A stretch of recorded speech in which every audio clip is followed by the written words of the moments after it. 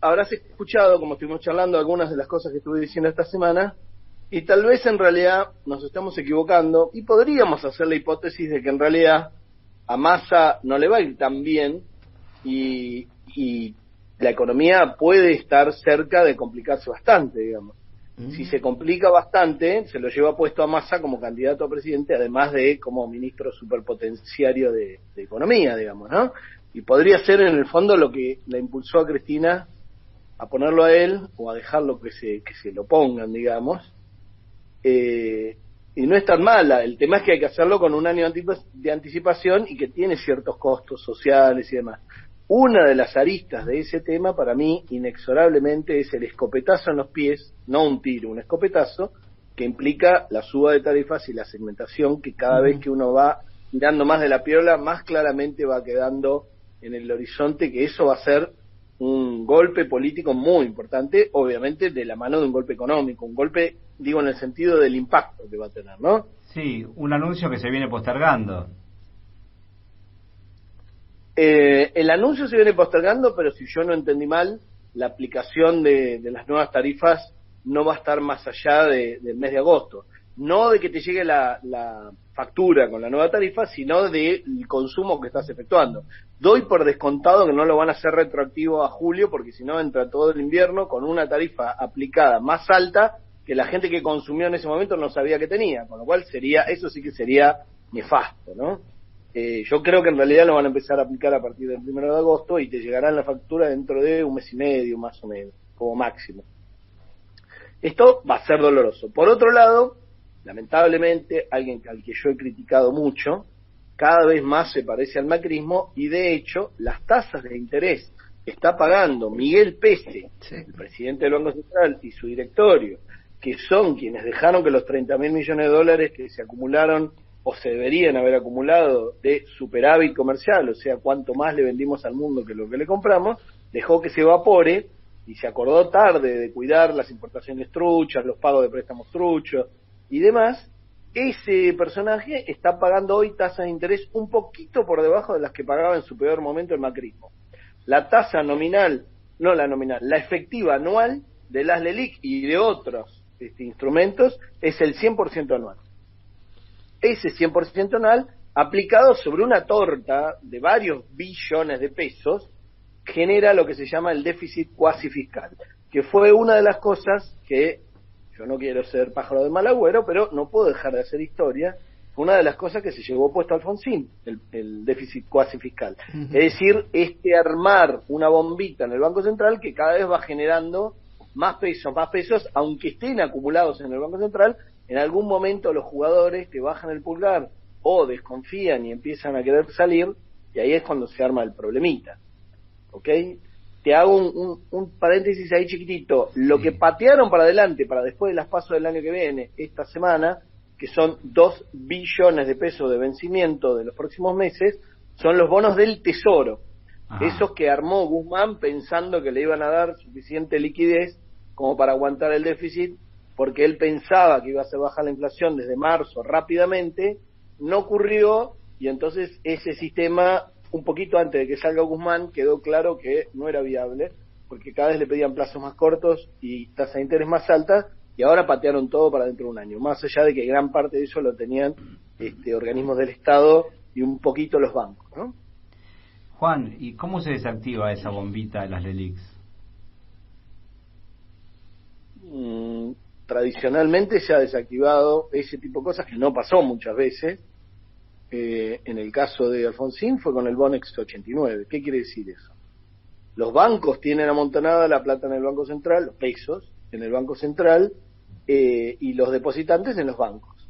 Si al banco le das un bono, el banco le pasa ese bono al depositante. Yo no estoy diciendo que esta sea la salida inexorable. Lo que estoy diciendo es que cuanto más tardes en desactivar esa bomba, más difícil es desactivarla por las buenas. ¿Qué puede pasar? La otra opción, que no es buena, pero es la diferente, licuarlo con una devaluación. Porque si vos devaluás de 130, 140 a 300 pesos, la gran Macri, esa bola que tenés ahí de las LELIQ, en dólares se convierte en algo que es la mitad. Y en valor real, digamos, eso tiene mucho que ver con el tamaño de la bomba, ¿entendés? Lo digo, como estarás viendo, no hay opciones buenas para desactivar la bombita. No, y no creo que el gobierno opte por la devaluación. El problema es ese. Las devaluaciones, hay algo que la gente no entiende. Las devaluaciones o las hacen los gobiernos o se hacen solas porque se llevan puesto a los gobiernos, digamos. En el caso de Macri se combinaban las dos cosas. Al gobierno le gustaba devaluar mucho porque representaba intereses de gente que le interesaba las mega devaluaciones, sobre todo cuando ya habían salido de sus bicicletas financieras, y al mismo tiempo tenía un nivel de ineptitud y de forma de manejar la economía que hacía que la devaluación se lo llevara puesto. Entonces se combinaron las dos cosas y tenemos entonces un tipo de cambio oficial que entró el macrismo con 9,50 y que terminó, si no recuerdo mal, con más de 45 o 50 pesos mínimo, tal vez 60, no recuerdo exactamente, se me escapa, pero para el caso es un montón, digamos, 5 veces o 6 veces. Entonces, el tema de las devaluaciones es que muchas veces no podés tomar la decisión porque ya, entre comillas, los mercados, los jugadores económicos y todo, dan por descontado que no hay otra opción. ¿Podés aguantar eso, podés resistirlo? Sí, pero tenés que tener con qué. Y ahí es donde está el tema de que tenés que tener como mínimo algo de reservas en el Banco Central. Si Estados Unidos viene a poner guita acá, y algunos jugadores económicos también a jugar sus fichitas para bancarlo a masa, porque están las relaciones carnales nuevas, hay que ver cuánto ponen, porque no es que con 3.000, 4.000, 5.000 millones de dólares le podés dar espalda al Banco Central para aguantar los que quieren devaluar. Tenés que dar bastante más que eso. Fíjate que a Macri le dieron 45 y en la combinación de muchos factores, entre otros su ineptitud, 45.000 millones no le alcanzaron. No le alcanzaron para aguantar la devaluación, no le alcanzaron para acomodar la economía. Entonces, es una situación muy compleja y que los volúmenes de las bombas son volúmenes grandes. O sea, no estamos hablando de bombitas caseras, estamos hablando de bombas atómicas. Entonces, la forma en que eso se desactiva, lo relevante es quién te está aguantando como última instancia para que los jugadores económicos digan, pará, lo bancan estos monopolios, estos oligopolios y Estados Unidos, no pulsemos del otro lado porque nos la van a poner. Ahora, si no se ve eso, es más difícil que arruguen, ¿entendés? Hablando muy en académico.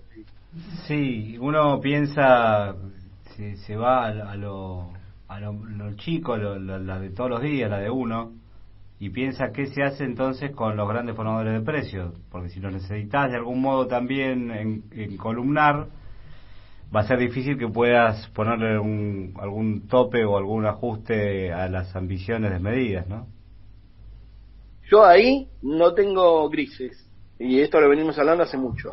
A los formadores de precios abusivos, de monopolios y oligopolios, como mínimo a los de alimentos y bebidas, y deseablemente también los de energía, pero en este caso son socios de Massa, así que lo veo difícil. A los de alimentos y bebidas los tenés que domesticar yendo al choque. No los podéis convencer por las buenas, hablándole con el corazón, con pacto de caballero, con precio máximo, todo eso no existe, es irrelevante, y si no aflojás con la inflación, todas estas bombas que yo describí se potencian. La inflación desatada del 70-80% anual, lo único que hace es darle alimento y nafta a esas bombas que yo describí. Si vos lográs ponerle cascabel al gato y aflojar con la inflación de a poquito, pero sistemáticamente, y que el mercado lo vea y que los jugadores económicos lo vean, es totalmente diferente la dinámica. Ahora, si vos decís, le voy a dar guita a la gente porque está jodida, no desactivar las bombas, vas a estar ayudando a un par de millones de personas, ponerle a 10 millones si ya son equivalente del IFE, pero vas a estar alimentando a la bestia y te va a salir el tiro por la culata, porque además no le podés dar guita a los 47 millones de argentinos. Le das a 10 millones y otros 37 millones van a sufrir las consecuencias de que no le pusiste el cascabel al gato, ¿no? Entonces, digo, es un momento en el cual veo difícil que sin ir al choque con esos monopolios y oligopolios salga algo bueno de todo esto. Yo pienso como vos, en ese sentido, de más está decirlo. Lo que pasa es que no veo todavía que haya algún tipo de medida en esa dirección, ¿no? Todavía estamos esperando que Matías Tombolini tome alguna medida. Que abra la boca, por lo menos. Claramente no las hay, no hay medidas que hayan apuntado a eso, no hay señales que hayan apuntado a eso, y la única señal que dio la FIP con la nueva conducción de Castañeto tiene que ver con la joda de las importaciones dibujadas, de otra cosa que no hace a este punto de ninguna manera. Eso que hicieron con las importaciones, de ir a mirarle hasta el último numerito, de ir a revisarlo porque habían sacado los dólares a través de recursos de amparo judiciales y demás, Bueno, eso multiplicado por 10 es lo que tenés que hacer con los grupos económicos que están en los temas de alimentos y bebidas abusándose de la población y generándote un caldo de cultivo complicado, porque hay un montón de gente que está sufriendo esto, muy enojado. Obviamente va a haber cada vez más movilizaciones y protestas y paros y más, que ya empezamos a verlo esta semana, y obviamente tienen que hacer equilibrio para ver cómo no castigan a un gobierno que siente propio, pero al mismo tiempo cómo hacen para ayudar, entre comillas, al gobierno a poner el cascabel al gato de los que los están jodiendo a ellos, jodiendo profundamente. Por ejemplo, yo soy docente universitario y en los últimos 2 años el reajuste mío debe haber sido fácil 25-30% menos que la inflación. Fácil, Sí, por abajo no de la sé. pata, más lo que había acumulado del macrismo, digamos, ¿no? Entonces, digo, es complicado la situación y hay mucha gente que está mirando algunos anuncios como si fueran de Marte, porque no tienen nada que ver con su situación cotidiana y sus problemas cotidianos, ¿entendés? Elegiste un tema para cerrar que tiene por misión ilustrar un poquito la charla. En esta hipótesis de que en realidad, para alegría de mucha de la militancia que está enojado, porque Cristina primero nos trajo a Alberto y parece que Alberto no es lo que parecía, y después nos trae a Massa, que todos sabemos que no es lo que quisiéramos ahí arriba y que puede ser candidato a presidente, en la hipótesis de que sea ponerlo ahí para que le estalle la bomba, se lo lleve puesto y tengamos un poquito menos de un año para construir un frente de todos que gane las próximas elecciones de la mano de los argentinos que mejoran su situación. Hay una película memorable que es una de mis favoritas que se llama El Golpe, que no tiene nada que ver con un golpe de Estado, sino que agarra a alguien muy codicioso, un mafioso codicioso, y le genera una trampa en la cual le sale el tiro por la culata. Esta película se llama El Golpe y es magistral con el gran Paul Newman.